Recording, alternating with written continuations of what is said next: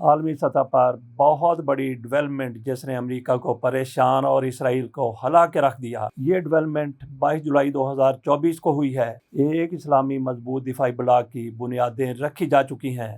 کہاں پہ؟ چین میں۔ چین خود اسلامی ملک نہیں ہے، لیکن وہ اسلامی ملکوں کو متحد کرتا ہوا نظر آ رہا اور ایک دفاعی بلاک بناتا ہوا نظر آ رہا ہے۔ تفصیل اس معاملے کی کچھ یوں ہے کہ 22 جولائی کو چین میں 14 فلسطینی پارٹیوں کا اجلاس ہوتا ہے۔ چین کی طرف سے ان پارٹیوں کو بلایا گیا، جس میں حماس ہوتی ہے، الفتح ہوتی ہے، دیگر چھوٹے بڑے گروپ بھی چین میں موجود ہوتے ہیں۔ یہاں پہ ہم یہ بات بھی کریں گے کہ انتہائی افسوسناک بھی ہے، شرمناک بھی ہے کہ اسرائیل کے ساتھ فلسطینی 7 اکتوبر 2023 سے آج سے 9.5 ماہ پہلے سے لڑ رہے ہیں، ان کے درمیان جنگ ہو رہی ہے، لیکن یہ منتشر تھے، غیر متحد تھے۔ بہرحال ان کے انتشار کو، ان کے اس طرح سے بکھرے ہونے کو دیکھتے ہوئے چین کی طرف سے ان گروپوں کو اپنے ہاں بلایا گیا، ایک میز پر بٹھایا گیا، ان کے سامنے لائحہ عمل رکھا گیا۔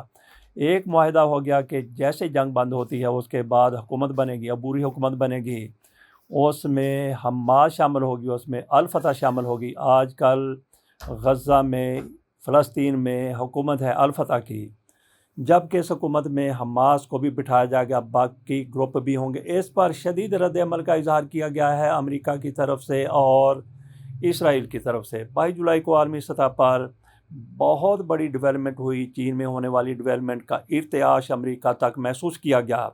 فلسطینی دھڑوں نے بیجنگ میں بعد جنگ غزہ میں حکومت کے ایک معاہدے پر دستخط کیے۔ اس معاہدے میں الفتح سمیت تقریباً 14 فلسطینی گروپ شامل ہیں۔ اسرائیل نے اس معاہدے کو مسترد کرتے ہوئے حماس کے مکمل خاتمے کا ایک بار پھر ارادہ بلکہ عزم ظاہر کیا ہے، دہرایا۔ اسرائیلی وزیر اعظم نتنیاہو جو واشنگٹن کے دورے پر ہیں، ان کی طرف سے کہا گیا ہے کہ یہ اسرائیل اور واشنگٹن اندرونی طور پر طے پانے والے کسی بھی فلسطینی اتفاق رائے کے خلاف ہیں۔ غزہ کے مختلف حصوں میں معاہدے والے روز بھی اسرائیلی ٹینکوں نے اور طیاروں نے حملے جاری رکھے، جن میں 73 ہلاکتوں کی اطلاع تھی۔ اسرائیل نے بیجنگ میں چین کی ثالثی میں طے پانے والے اس معاہدے کی فوری طور پر مذمت کی، جس میں کہا گیا کہ جنگ کے بعد غزہ کی قومی مصالحتی حکومت میں حماس کو شریک کیا جائے گا۔ اسرائیلی وزیر خارجہ کاٹز نے حماس کو کچلنے کے حکومتی عہد کو پھر دہرایا۔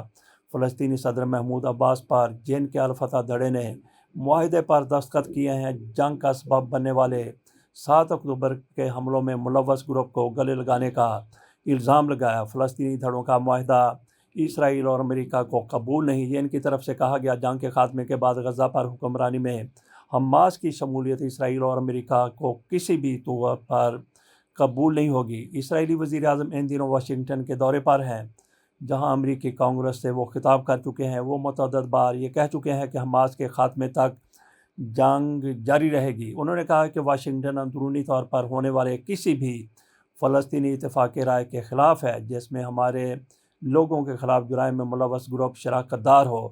چین کی ثالثی میں فلسطینی گروپ فتح اور حماس میں اختلافات کے خاتمے پر اتفاق ہوا ہے۔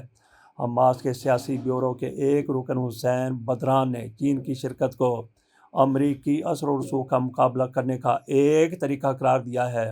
فلسطینی دھڑوں میں مصالحت کے لیے چین کے وزیر خارجہ وانگ یی نے حماس کے سینئر عہدیدار موسیٰ ابو مدروک، الفتح کے ایلچی محمود العلول اور دیگر 12 سے 14 دھڑوں کے نمائندوں کی میزبانی کی۔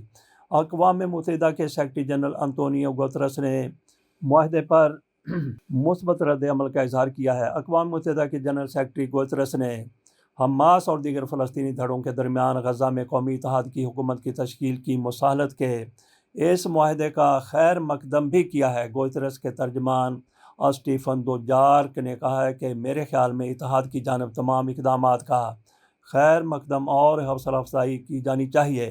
انہوں نے مزید کہا کہ گوترس فلسطینی دھڑوں کی جانب سے بیجنگ اعلامیہ پر دستخط کا بہت خیر مقدم کرتے ہیں۔ حماس اور الفتح حریف فلسطینی دھڑے ہیں، جن کے درمیان 2007 میں مختصر جنگ بھی ہو چکی ہے، جس میں حماس نے غزہ پر قبضہ کر لیا۔ فتح گروپ کا اسرائیل کے زیر قبضہ علاقے مغربی کنارے پر محدود انتظامی کنٹرول ہے۔ بیجنگ کے معاہدے میں عبوری حکومت کا خاکہ پیش کیا گیا۔ بیجنگ میں طے پانے والے معاہدے میں فلسطینی دھڑوں کے تحت ایک عارضی قومی حکومت کا خاکہ، جس کے تحت تمام فلسطینی علاقوں پر اپنا اختیار استعمال کرے گی۔ اس سے قبل پچھلے سال چین نے خطے کے دو بڑے حریفوں ایران اور سعودی عرب کے درمیان تعلقات کی بحالی کے معاہدے پر بھی ثالثی کی تھی۔ اس کے بعد سے ایران اور سعودی عرب کے مابین تعلقات بہت ہی خوشگوار ہیں۔ اسی بنیاد پر کہا جا سکتا ہے کہ چین ایک اسلامی بلاک بنانا چاہتا ہے جس میں سارے اسلامی ممالک شامل ہوں۔ جیسا کہ چین کی طرف سے ایران اور سعودی عرب کے مابین اختلافات ختم کروا دیے گیا اور فلسطینی دھڑوں کو متحد کر دیا گیا۔ کتنی شرم کی بات ہے کہ فلسطینی دھڑے اب تک منتشر رہے تھے، غیر متفق رہے تھے۔ اسرائیل کی طرف سے ان پر حملہ کیا جاتا ہے فلسطینیوں پر تو وہ یہ نہیں دیکھتے، گولہ یہ شناخت نہیں کرتا کہ یہ لوگ حماس سے تعلق رکھتے ہیں اور یہ فلسطینی الفتح سے تعلق رکھتا ہے، تو اس کو چھوڑ دیا جائے یا دوسرے گروپ والے کو مار دیا جائے۔ بہرحال فلسطینی دیر آئے درست آئے متحد ہو گئے۔